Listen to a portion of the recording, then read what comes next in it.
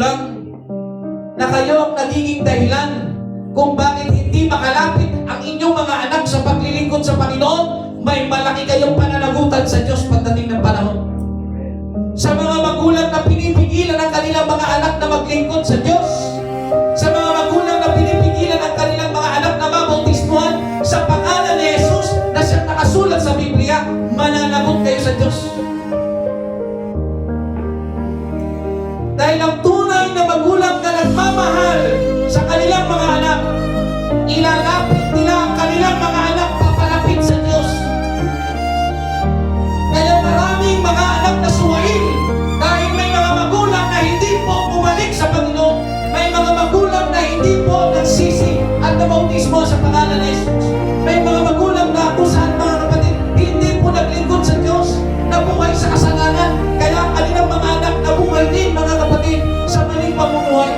Kaya nga mga kapatid, sa isang magulang na nakakilala sa Diyos tapos malaki na yung mga anak mo, ang hirap kumbinsihin ang iyong mga anak, hindi po ba?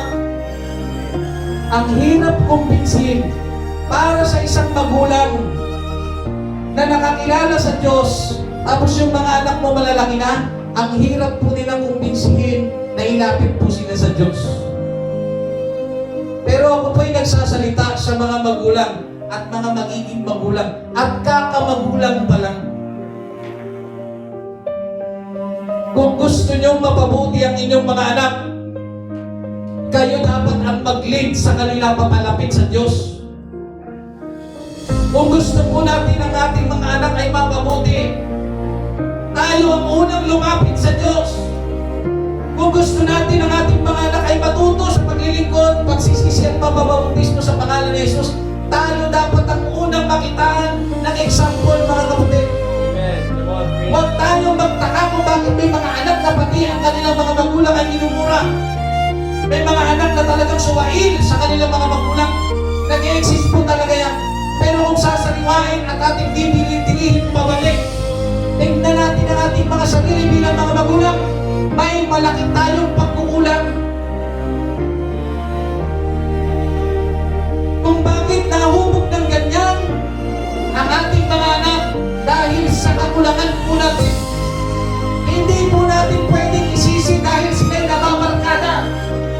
Dahil kung umpisa pa lang tinuturo mo na sa kanila ang aral ng ating Panginoong Jesucristo, lumaki dapat silang maayos.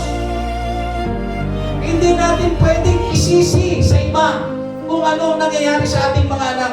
Dahil tayo po ang unang-unang responsible na pangalagaan sila at turuan sila ng mga aral po ng ating Panginoon.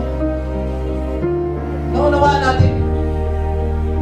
Kung umpisa pa lang inilapit na natin sila sa Diyos, kung umpisa pa lamang mga kapatid, dinadala na namin sila sa Panginoon, hindi sana wala kang suwail na anak ngayon.